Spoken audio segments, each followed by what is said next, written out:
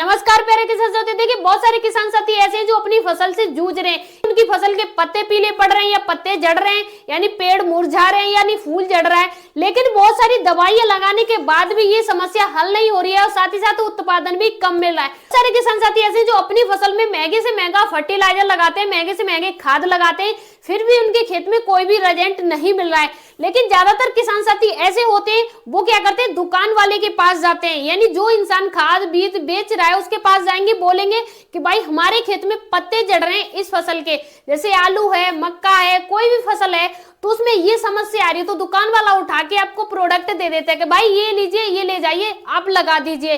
चाहे वो 500 का दे रहा है या 1000 का दे रहा है, उसके अंदर कौन से पोषक तत्व है आपको कोई नॉलेज नहीं है, बस आप उठा के लाते हो और अपने खेत में स्प्रे कर देते हो।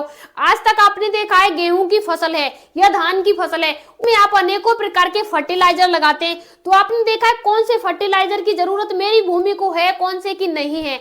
तो आज की वीडियो में आपको बताऊंगी आपकी फसलों के अनुसार 17 ऐसे पोषक तत्व जिनकी जरूरत फसल को होती है। इसके अलावा कोई भी ऐसे पोषक तत्व नहीं है जो कोई भी फसल हो, ऐसे लेके जेड तक आप भारत के किसी भी कोने से वीडियो देख रहे हो, हर फसल में इन्हीं पोषक तत्व की जरूरत रहती है।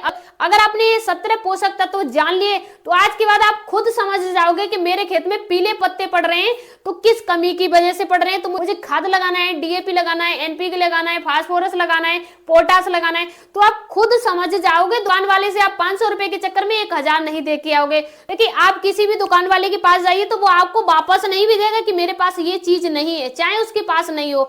बहुत सारे ऐसे दुकान वाले होते हैं जिन्हें खुद ही नॉलेज नहीं होगा, आप जाके पूछना है कि मेरे खेत में फास्फोरस की कमी आ रही है तो आप फास्फोरस दे दीजिए, तो वो पूछेगा कि आपके खेत में पत्तियां पीली पड़ रही हैं, क्या पड़ रहा है, क्या है, कैसे है, तो आप बोरोन ले जाइए या डीएपी ले जाइए, यूरिया ले जाइए, एनपीके ले जाइए, बस यही कह देगा। आपको ये नहीं बताएगा कि पोटास की कमी है इसलिए पोटास ले जाइए।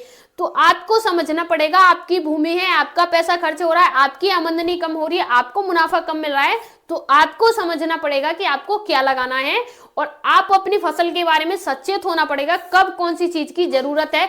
इससे प्रॉफिट भी बढ़ेगा, खर्चा भी कम होगा और आपकी आमदनी भी बढ़ेगी। अब जानते हैं कौन कौन से पोषक तत्व होते हैं और कौन से पोषक तत्व आपको जरूरी है। किसान भाइयों, पौधों के लिए पोषक तत्व बहुत जरूरी है, इनके बिना फसल कमजोर हो जाती है। पौधों को पोषक तत्व 3 प्रकार के होते हैं। मुख्य पोषक तत्व होता है प्राइम नेचुरल, और दूसरा होता है द्वितीय पोषक तत्व सेकेंडरी नेचुरल, और तीसरा होता है सूक्ष्म पोषक तत्व। ये 3 प्रकार के पोषक तत्व हैं जो हमारी फसल के लिए सबसे ज्यादा महत्वपूर्ण उपयोगी होते हैं। डिटेल में समझते हैं। सबसे पहले हम बात करते हैं द्वितीय पोषक तत्व की।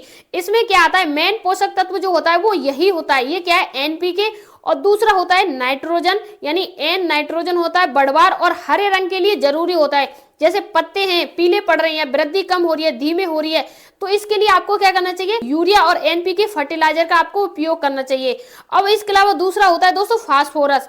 फास्फोरस क्यों उपयोग में लिया जाता है, फास्फोरस जड़ मजबूत और फूल फल के लिए किया जाता है। पत्तियों को नीला होना, जड़ कमजोर होना, इसका उपाय होता है डीएपी, टीएसपी, और दोनों चीजों को मिक्स करके आप लगा सकते हैं। नंबर 3 आ जाता है दोस्तों पोटेशियम। पोटेशियम का काम क्या होता है, रोग प्रतिरोधक क्षमता, यानी पत्तियां जो होती है उनके किनारे सूखना, फूल जड़ना, बहुत सारे रोग आ जाते हैं उनके लिए इसमें उपयोग होता है एमओपी, यानी पोटास का उपयोग होता है। सेकेंडरी नेचुरली कैल्शियम होता है जो कि सीए के नाम से भी जाना जाता है।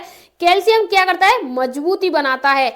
क्या करता है, ये जो पत्ते होते हैं वो मुरझा जाते हैं, उन्हें मुरझाने नहीं देता, नए पत्ते उगा के लाता है। और इसका उपाय क्या होता है, चूना, यानी आप चूना लगा सकते हैं या जिप्सम लगा सकते हैं, जिसे जिप्सम भी बोलते हैं, और या आप नेचुरल जिसे चूना बोलते हैं वो भी लगा सकते हैं। नंबर 5 की बात करें वो है दोस्तों मैग्नीशियम, यानी पत्तियों के बीच के जो पीलापन होता है, वो बीच की जो पत्तियां हैं वो पीली पड़ जाती है। इसका उपाय क्या होता है, इसका उपाय होता है साल्ट, यानी MgSO4 साल्ट। इस प्रकार से आप इसे लगा सकते हैं। अब अगला है नंबर 6 है दोस्तों सल्फर, यानी सल्फर क्या है, प्रोटीन निर्माण होता है। इसमें क्या है दोस्तों, नए जो पत्ते होते हैं, जो नए पत्ते आ रहे होते हैं वो भी पीले पड़ जाते हैं। इसका उपाय क्या है, आप जिप्सम लगा सकते हैं, सल्फर लगा सकते हैं, फर्टिलाइजर्स लगा सकते हैं, सूक्ष्म पोषक तत्व लगा सकते हैं, जैसे जिंक भी लगा सकते हैं।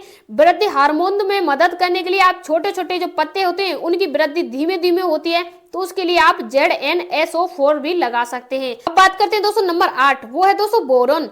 जो फूल है, बीज है बनाने में कमी, जो फूल जड़ता है, फल बनता है, तो उसका उपाय क्या होता है, बोरोक्स सल्वर होता है, यानी बोरोन होता है, उसका उपयोग किया जाता है।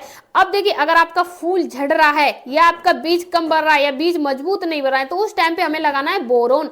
फिर उसके अलावा आ जाता है नंबर 9। नंबर 9 पे क्या है दोस्तों, आयरन। क्लोरोफिल बनाने में कमी भी, यानी पत्ती जो पीली पड़ रही है, नसों के साथ जो कमजोरी बढ़ रही है, उसके लिए हम क्या करते हैं, FeSO4 लगाते हैं। नंबर 10 है दोस्तों कॉपर, यानी इंजाइम एक्टिविटी। इसमें क्या होता है, जो कमी होती है इसके पत्ते जो होते हैं वो मुरझाने लगते हैं। इसका उपाय क्या होता है, COSO4 लगा सकते हैं। इसके अलावा नंबर 11 रहता है मैग्नीशियम। इसमें क्या होता है दोस्तों, प्रोटीन और एनर्जी। इसमें क्या होता है, जो कमी होती है आपकी फसल में, जो पत्तियां हैं, आपकी जो भी फसल है उसकी जो पत्तियां हैं पीली पड़ जाती हैं, धब्बे धब्बे से हो जाते हैं, तो उसका उपाय क्या होता है, MnSO4 लगा सकते हैं। अब इसके अलावा दोस्तों अगला है नंबर 12 है क्लोरीन, यानी इसमें क्या होता है, पानी की गतिशील कमी, यानी नई जो पत्तियां होती हैं वो मुरझाने लग जाती हैं, इसका उपाय क्या होता है, NaCl ये लगा सकते हैं। इसके अलावा नंबर 13 आता है निकल, यानी निकल क्या है, एंजाइम एक्टिविटी की कमी। इसमें क्या होता है दोस्तों, उत्पादन आपका कम हो जाता है। उत्पादन जब आपका कम होता है तो उसमें आपका उपाय क्या होता है, NiSO4 लगा सकते हैं। इसके अलावा नंबर 14 आ जाता है कोबाल्ट, यानी कोबाल्ट क्या है, नाइट्रोजन फिक्सेन, यानी कमी दलहन की जो भी फसलें होती हैं उन पर इसका प्रभाव ज्यादा होता है। इसका उपाय क्या है, COSO4 होता है।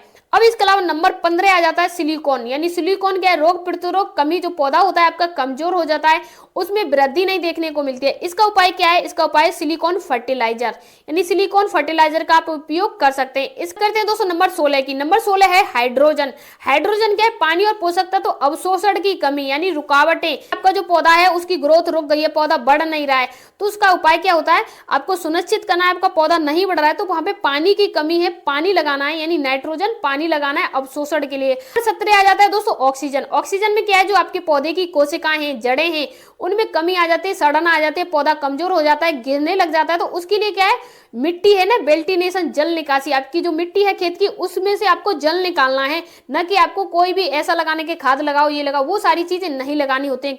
उम्मीद है कि आपकी समझ में आया हो कि आपकी फसल में कौन सी कमी कौन सी चीज से पूरी हो सकती है। अगर आपको कुछ भी और जानना है तो कमेंट बॉक्स में लिख दीजिए, उसमें भी मैं नेक्स्ट वीडियो बना दूंगी। मिलते हैं नेक्स्ट वीडियो के साथ, तब तक के लिए धन्यवाद।